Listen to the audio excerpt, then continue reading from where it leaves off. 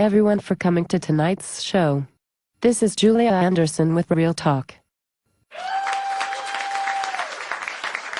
For Black History Month, we are going to give little-known historical facts about, well, Black history.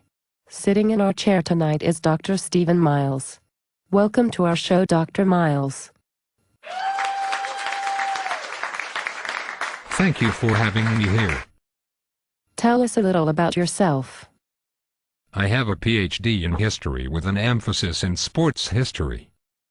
And who are you going to talk about today? I am going to present to you Coach Eddie Robinson. Please continue. Eddie Robinson was born on February 13, 1919 in Jackson, Louisiana. His birthday would have been this past Sunday. He earned a bachelor's degree from Leland College and his master's degree at the University of Iowa. He was a member of Alpha Phi Alpha, the first Greek fraternity established for African Americans. He was hired as the football coach at Grambling University in 1941 and retired in 1997.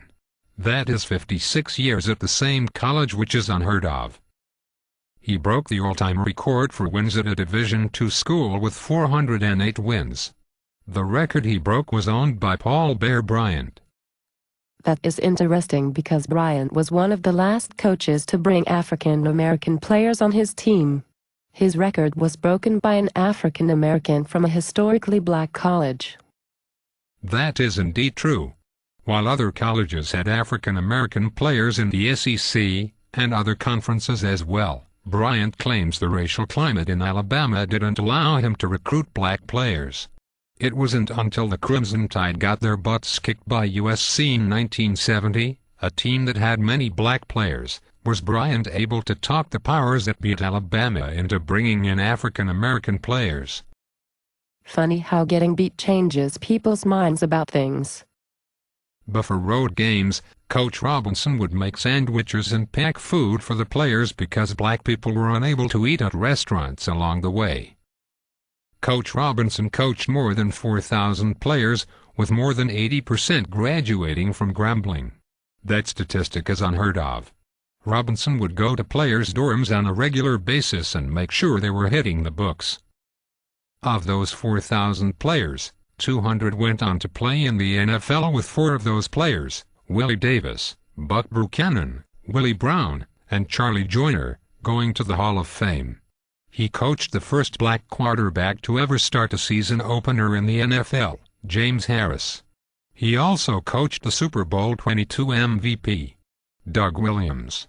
Williams eventually replaced Coach Robinson at Grambling. Coach Robinson finished his career with a record of 408 wins, 165 losses, and 15 ties. Robinson had 45 winning seasons, including winning or co-winning 17 SWAC championships and 9 black college national championships. Coach Robinson died on April 3, 2007 at the age of 88 years old.